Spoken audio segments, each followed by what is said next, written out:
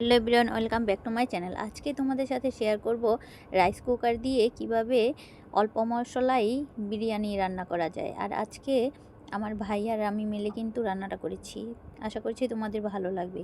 আমি প্রথমে কিন্তু পেঁয়াজ বেরেস্তা করে নিয়েছি, তারপর সেই তেলেই আবার এই ফোড়নের জন্য তেজপাতা, দারচিনি আর এলাচ দিয়ে দিয়েছিলাম। দিয়ে তারপর পেঁয়াজ দিয়ে দিয়েছিলাম, দিয়ে আবার ভালো করে একটু ভেজে নিয়েছিলাম। তারপর চিকেন দিয়ে দিয়েছিলাম পরিমাণ মতো। আর আমি অল্প করেই রান্নাটা করছি, তাই অল্প করেই চিকেন নিয়েছিলাম। তারপর মাংসটা একটু কষানো হলে তারপর পেঁয়াজ আর আদা বাটা আর রসুন বাটা দিয়ে দিয়েছি। দিয়ে সেই বাটিটা একটু জল দিয়ে ধুয়ে তারপর দিয়ে দিয়েছি। আর যে পর্যন্ত রসুনের স্মেলটা একটু কাঁচা গন্ধটা চলে যায় সে পর্যন্ত আমি কষিয়ে নেব। কষিয়ে তারপর রান্নাটা করে নেব। দেখো আমার ভাই কিন্তু করছে সাথে, আর আমি একটু হেল্প করেছি সাথে, ধুয়ে টুয়ে কেটে দিয়েছি আর কি। আর ওই কিন্তু রান্নাটা বেশিরভাগ করেছে। এখন পরিমাণ মতো শুকনো লঙ্কার গুঁড়ো দিয়ে দিলাম। আর দেখো, তোমরা যেমন ঝাল পছন্দ করবে তেমনভাবে দেবে। আর খুব অল্প মশলাতেই এই বিরিয়ানিটা রান্না করা হয়েছিল, খেতে কিন্তু খুবই দারুণ হয়েছিল। আর খুব অল্প মশলাই, বেশি কোনো মশলা দেওয়া হয়নি। আর সাথে কিন্তু আমার কাছে একটু বিরিয়ানির মশলা ছিল, সেটাই অল্প করে দিয়ে দিয়েছিলাম। আর সাথে একটু টমেটো সস দিয়েছি, টমেটো সস দিয়ে আর স্বাদ মতো লবণ দিয়েছিলাম। আর রাইস কুকারে রান্নাটা কিন্তু ভালোই হয়েছিল, খেতেও খুব সুস্বাদু হয়েছিল। বাড়ির সবাই খেয়ে বলছে খুবই ভালো হয়েছিল, কম মশলাতে খুবই টেস্ট হয়েছিল। তোমরা চাইলে এইভাবে রাইস কুকারে রান্না করতে পারো এই অল্প মশলা দিয়ে। এ দেখো, আমার বিরিয়ানির মশলা ছিল অল্প করে দিয়ে দিয়েছিলাম। বিরিয়ানির মশলা প্যাকেট মশলা আর কি ছিল, কিন্তু আমি অল্প পরিমাণ দিয়েছি, অতটা দিইনি। আবার নেড়েচেড়ে ভালো করে কষিয়ে নিচ্ছি। নিয়ে তারপর আমি চাল নিয়েছিলাম, পোলাও চাল আধা কেজির মতো। আর দেখো, আমি কিন্তু সরিষার তেলে রান্নাটা করছি। আমরা সরিষার তেলেই খাই এখন, সেই জন্য দেখো আমি স্বাদ মতো লবণ দিয়ে দিলাম। দিয়ে আবার ভালো করে নেড়েচেড়ে কষিয়ে নিচ্ছি। আর আমার ভাই আজকে এই রাইস কুকারটা কিনে এনেছে, তাই ভাবলাম তোমাদের সাথে একটু শেয়ার করি আর একটু রান্নাটাও করে নেই। দেখো, পরিমাণ মতো চাল ধুয়ে রেখেছিলাম, জল ঝরিয়ে রেখেছিলাম, সেই চালটা দিয়ে দিলাম। দিয়ে আবার নেড়েচেড়ে মাংসের সাথে আবার ভালো করে কষিয়ে নেব। কষিয়ে তারপর জল দিয়ে দেব পরিমাণ মতো। আমি আধা কেজি নিয়েছি চাল, অল্প করেই রান্নাটা করেছি।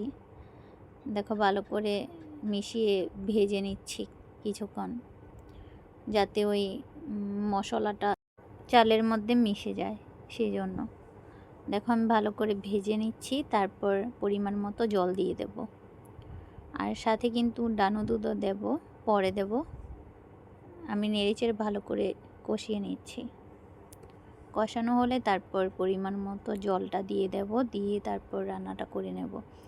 আর খুব অল্প সময়ে রান্নাটা হয়ে যায় রাইস কুকারে, বেশি একটা সময় লাগে না। আর তোমাদের ভিডিওটি কেমন লাগলো অবশ্যই কমেন্ট করে জানিও। আর ভিডিওটি যদি একটুকুও ভালো লাগে তোমাদের, তাহলে অবশ্যই একটা লাইক দিয়ে তারপর পুরো ভিডিওটা দেখে যেও। দেখো, আমি পরিমাণ মতো জল দিয়ে তারপর মিশিয়ে নিচ্ছি। দেখো কালারটা কতটা সুন্দর এসেছে। জল দিয়ে তারপর ঢেকে আবার কিছুক্ষণ রান্না করে নেব আর কি। দেখো কালারটা কতটা সুন্দর লাগছে, খুবই সুন্দর এসেছিল কালারটা। আমি 1 প্যাকেট দান নুডল দিয়ে দিলাম, দিয়ে আবার ভালো করে মিশিয়ে নিচ্ছি। দেখো কতটা লোভনীয় লাগছে দেখতে। আর আমার ভাই যেহেতু রান্নাটা করেছে, খেতে কিন্তু অসাধারণ হয়েছিল, কি বলবো তোমাদের। আমরা খেয়েছি যে খুবই ভালো লেগেছিল। খুব অল্প মশলাই রান্নাটা করেছে, তাই খেতেও খুবই ভালো লেগেছিল। আর স্বাদ মতো একটু চিনি দিয়ে দিলাম, চিনি দিয়ে আবার একটু নেড়েচেড়ে মিশিয়ে নিচ্ছি। তারপর ডেকে তারপর রান্নাটা করব। একটু লবণ হয়েছে কিনা আমার ভাই একটু দেখে নিচ্ছে। দেখো রান্নাটা হয়ে আসছে,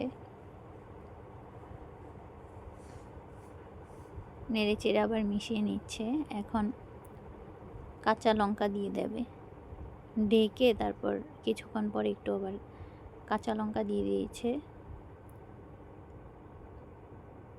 আবার নেড়েচেড়ে একটু মিশিয়ে তারপর রান্নাটা করে নিয়েছে। দেখো আমরা শুধু কিন্তু সেদিন বিরিয়ানি এই রান্নাটা করেছিলাম সন্ধ্যের সময়। রান্নাটা দেখো প্রায় হয়ে আসছে।